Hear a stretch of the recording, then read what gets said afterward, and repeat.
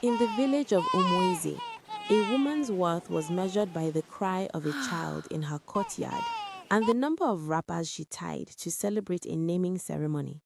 But for Adaogo, the only thing that filled her courtyard was the heavy silence of shame and the mocking whispers of those who had no trouble bearing fruit.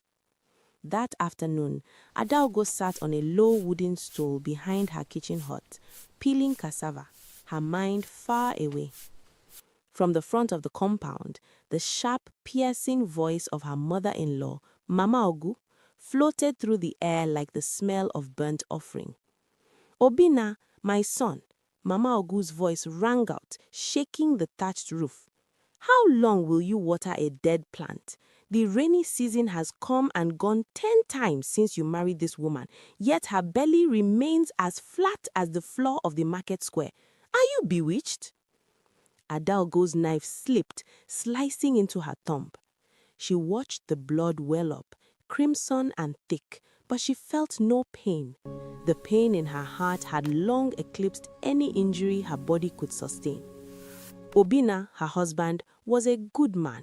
He was as sturdy as an iroko tree and had the patience of the earth itself. Mama, please, he would say, his voice weary. Children come from God. It is God who gives. God does not give to those who have eaten their own eggs in the spirit world, Mama Ogu retorted. If you do not take a second wife by the next new moon, I will bring one for you myself. I will not die without carrying a grandchild. That night, the ultimatum hung over the house like a thick, suffocating cloud. Adaogo lay awake, listening to Obina's steady breathing.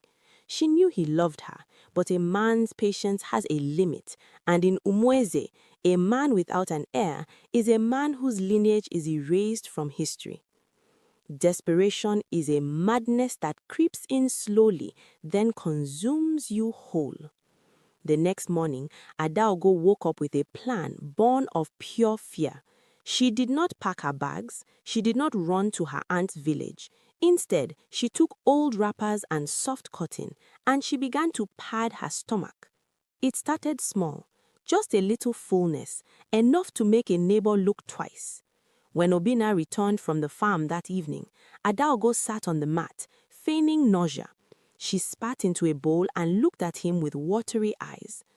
Obina, she whispered, I think the gods have answered.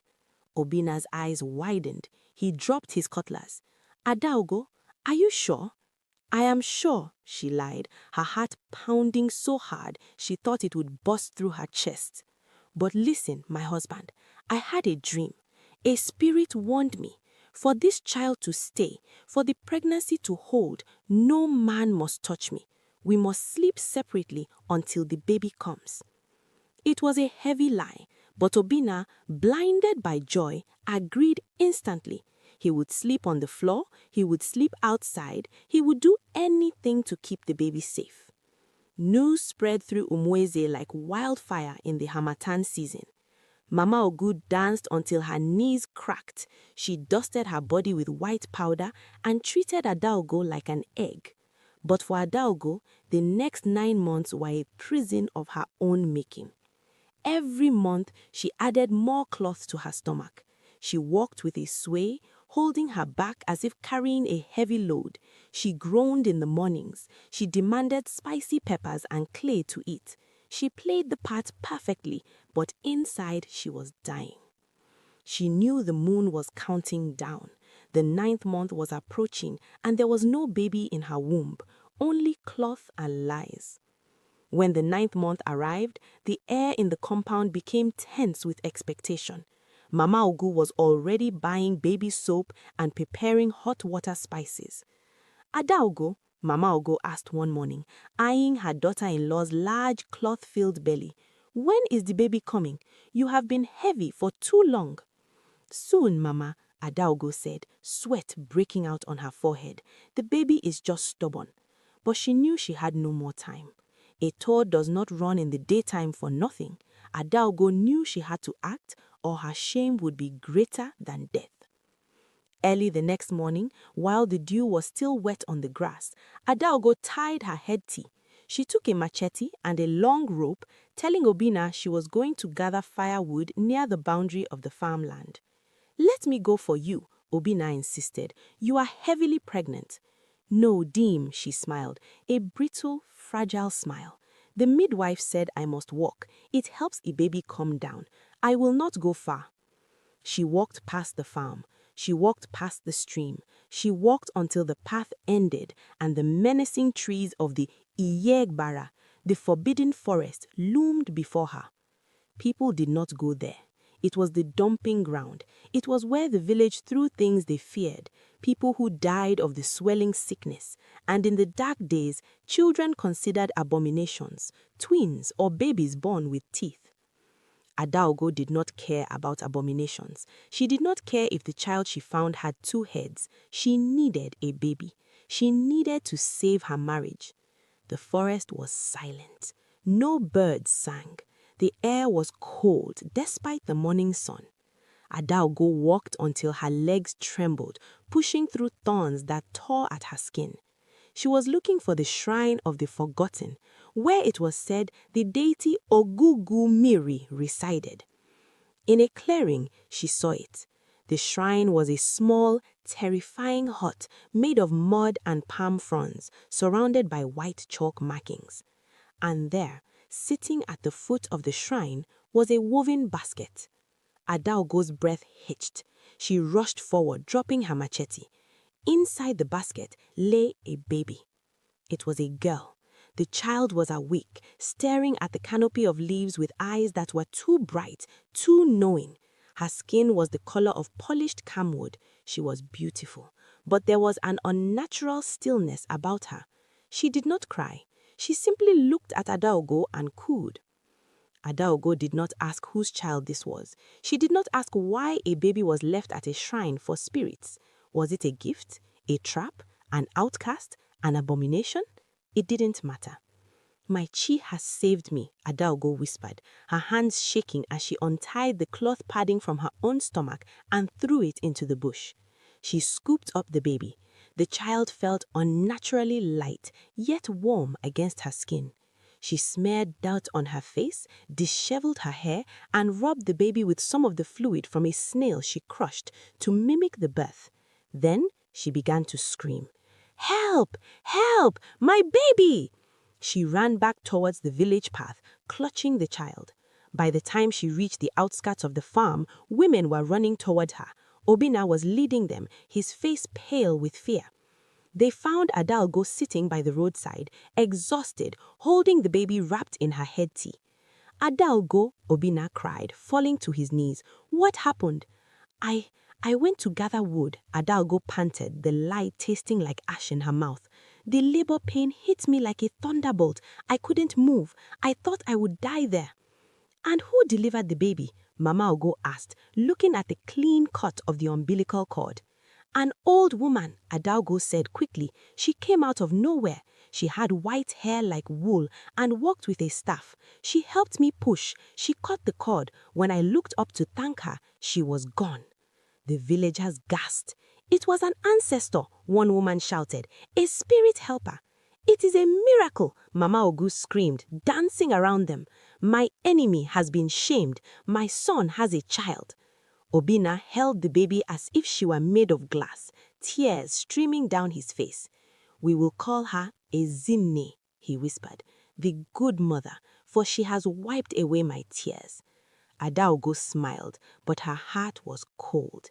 She had stolen a child from the gods, and she knew that a stolen yam never digests peacefully. 7 years passed. Ezinne grew into a breathtaking beauty. She was tall for her age, with hair that was thick and black as the night. But there were things about her that made the villagers pause. When Ezinne walked, the dust did not rise. When she sat under the udara tree, fruits would fall even when there was no wind. And most disturbing of all was her laughter. It was the sound of water flowing over stones, beautiful yet cold. Adaogo loved her daughter with a fierce, consuming fire. She braided her hair, bought her the finest beads, and shielded her from the harsh sun. But Adaogo lived in perpetual fear. She noticed that Ezinne never slept deeply. At night, the girl would sit up and stare at the corner of the room, whispering in a language Adaogo did not understand. "Who are you talking to, Ne?" Adaogo would ask, her voice shaking. Ezinne would turn those bright, ancient eyes to her mother and smile. "My playmates, Mama. They say it is time to come home. They say the lender is asking for his debt." Adaogo's blood would turn to ice. "Tell them you are home. You are here with me." The twists of fate began in the dry season of the 7th year. It started with the livestock. One by one, Obinna's goats began to die. They would be found in the morning stiff and cold, with no mark on them. Then the crops in their farm withered, while the neighbors' farms flourished. Mama Ugo, ever the hawk, began to watch Ezinne closely. One afternoon, Adaogo returned from the market to find Mama Ugo screaming at the gate of the compound. "I said it! I said there is something wrong with this child," the old woman yelled, pointing a gnarled finger at Ezinne, who stood calmly in the center of the compound. "Mama, what is it?" Adaogo dropped her basket, rushing to shield her daughter. "She was talking to a python!" Mama Ugo shrieked. "A giant royal python! It was coiled around her leg and she was stroking it like a pet. When I shouted, the snake vanished into the ground." In Umweze, the royal python was sacred, a messenger of the water goddess. For a child to command it was unheard of. "It was just a lizard, Mama," Adaogo lied, hugging Ezinne tight. "Your eyes are failing you." "My eyes see clearly," Mama Ugo spat. "This child is not of this world. She is an Obanje or something worse. We must call the Dibia." Obinna, usually the peacemaker, looked troubled. He had seen things too. He had seen how the rain seemed to avoid Ezinne when she walked outside. He loved his daughter, but the fear was creeping into his bones. "Adaogo," Obinna said that night, his voice low, "we must seek answers. The calamity befalling my house is too much." "No," Adaogo snapped, panic rising in her throat. "She is just a child. Leave her alone." But the decision was not hers to make. The elders summoned Dibia Ikem, a powerful spiritualist known for eyes that could see the bottom of the ocean. The day Dibia Ikem arrived, the sky turned a bruised purple. A heavy wind blew through the compound, stripping the palm trees of their fronds. The Dibia was a small man, draped in leopard skin, carrying a staff topped with red feathers. He stepped into the compound and stopped. He did not look at Obinna. He did not look at Mama Ugo. His eyes locked onto Ezinne, who was sitting on a mat, playing with stones. The Dibia trembled. He took a step back, fear etched on his face. "Abomination," he whispered. "What do you mean, wise one?" Obinna asked, stepping forward. "You have a thief in your house," the Dibia said, his voice thundering. He turned to Adaogo. "Woman, where did you get this child?" The compound went silent. You could hear a pin drop. Adaogo felt her knees give way. I gave birth to her," she stammered, clinging to the lie she had told 7 years ago. "In the forest, the old woman—" "Lie!" the Dibia roared, striking his staff on the ground. "There was no old woman. There was only the shrine. This child belongs to Ogugumiri. She is a dedicated child, a sacrificial lamb left at the shrine to appease the deity for the sins of a past generation. She was not meant to live among humans. You stole from the gods." The revelation hit Obinna like a physical blow. He staggered back, looking from the Dibia to his wife. "Adaogo, what is he saying? You told me, the old woman—" Adaogo collapsed into the dust, weeping. The lie had finally crumbled. I wanted a child, Obinna. I wanted to give you a child. My womb was dead. I padded my stomach. I lied. I went to the forbidden forest and I found her. I just wanted to be a mother. You interrupted a covenant, the Dibia countered, his voice shaking the earth. Because you stole what belongs to the spirit has come to collect its due. The death of the goats was a warning. The death of the crops was a warning. Now the deity demands a life for a life. Whose life? Mama Ogo asked, her voice trembling. The Dibia pointed his staff at Obinna. The head of the house. Unless the child is returned to the shrine by midnight tomorrow, your husband will die. A scream tore from Adalgo's throat. She looked at Obinna, who stood frozen, his face pale. Then she looked at Ezine. The girl was no longer playing. She stood up, her 7-year-old face bearing an expression of ancient sorrow. She walked over to Adalgo and wiped the tears from her mother's face. Don't cry, Mama. I told you the lender was asking for his debt. The night that followed was the longest of Adalgo's life. Obinna fell ill immediately after the Dibia left. He burned with a fever that no water could cool.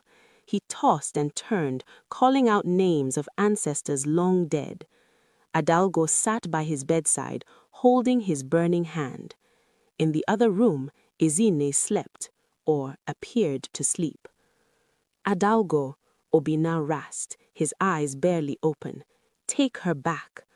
I can't, Adalgo sobbed. She is my daughter. I nursed her. I raised her. She is real to me, Obinna. She is not a spirit. She is my child. And I am your husband, Obinna whispered. Will you trade me for a stolen dream? The question hung in the air, heavy and suffocating. Adalgo left the room and went to where Ezine lay. The child opened her eyes. Mama, Ezine said, Papa is in pain. I know, Adalgo wept. If I stay, he dies. If I go, I die. Ezine sat up. But I love you, Mama. You were the only one who wanted me. The people who left me at the shrine, they didn't want me. You wanted me. This broke Adalgo. She grabbed the child and held her, rocking back and forth. This was the tragedy of her sin, that in her selfishness she had created a bond of love that was now demanding a sacrifice of blood. The next evening, as the sun began to set, painting the sky in hues of blood orange, Adalgo made her choice. She bathed Ezine and dressed her in a white wrapper. She did not speak. Her heart was a stone in her chest. She carried Ezine on her back, just as she had when she was a baby. She walked out of the compound, past the weeping Mama Ogo, past the sickbed of her husband. She walked towards the forbidden forest. The journey was difficult. The roots seemed to grab at her ankles, and the wind howled her name. Adalgo, thief. Adalgo, thief. When she reached the shrine of Iyegbama, the atmosphere was heavy. The air smelled of ozone and wet earth. The basket was no longer there, but the presence of the deity was palpable. Adalgo knelt, putting Ezine down. Great Ogugumiri, she cried out, her voice cracking. I have returned what is yours. I am the thief. Punish me, but spare my husband. Silence answered. Ezine stood before the shrine. She turned to look at Adalgo one last time. Tears filled her child's eyes. Human tears, not spirit tears. Goodbye, Mama, she said. Thank you for being my mother. Ezine, no! Adalgo lunged forward to hug her one last time, but a sudden gust of wind, violent and cold, threw her back. Mist swirled around the child. The trees seemed to bend down. From the shadows of the shrine, a large python slithered out, circling the girl. Ezine did not run. She placed her hand on the snake's head. Then the mist thickened, swallowing the girl and the snake. Ezine! Adalgo screamed, clawing at the earth. Ezine! But when the mist cleared, the girl was gone. Only a single white cowrie shell remained where she had stood. Adalgo collapsed, wailing until her voice was gone. She lay there for hours until the moon rose high. When she finally stumbled back to Umueze, she found the house quiet. Her heart stopped. Had she been too late? She rushed into the hut. Obinna was sitting up on the bed, drinking water. The fever had broken. He was weak, but he was alive. Adalgo, Obinna asked, seeing her disheveled appearance, mud staining her wrapper. Where is she? Adalgo did not answer. She sank to the floor and wept. Life in Umueze returned to normal. But Adalgo was never the same. Obinna recovered fully. And interestingly, the love between him and Adalgo grew stronger, forged in the fire of their shared tragedy. They never spoke of Ezine to outsiders. Mama Ogo, humbled by the near loss of her son and the supernatural events, stopped her mockery. She became quiet, treating Adalgo with a strange, fearful respect. She no longer asked for a grandchild, fearing what Adalgo might bring home next. 3 years later, the impossible happened. Adalgo missed her flow. She felt the morning sickness. This time, it was real. When the midwife confirmed it, the village was stunned. At the age where women prepare for menopause, Adalgo was with child. 9 months later, she gave birth. It was a girl. The baby was beautiful, with skin the color of polished camwood. Adalgo held the child with trembling hands, checking her fingers and toes. What shall we name her? Obinna asked, looking at the baby with wonder. Adalgo looked into the baby's eyes. They were bright, knowing eyes. As the baby looked up at her, Adalgo saw a flash of recognition, a memory of a forest, a shrine, and a sacrifice. The baby's hand curled around Adalgo's finger, gripping it tight. Adalgo smiled, tears streaming down her face. The gods were terrible, yes, but sometimes they were merciful to those who had learned their lesson. We will call her Nkechi, Adalgo whispered, the one God has given. And as she spoke the name, the wind outside rustled the palm trees, and for a fleeting moment, the laughter of a 7-year-old girl echoed through the compound, light, happy, and free.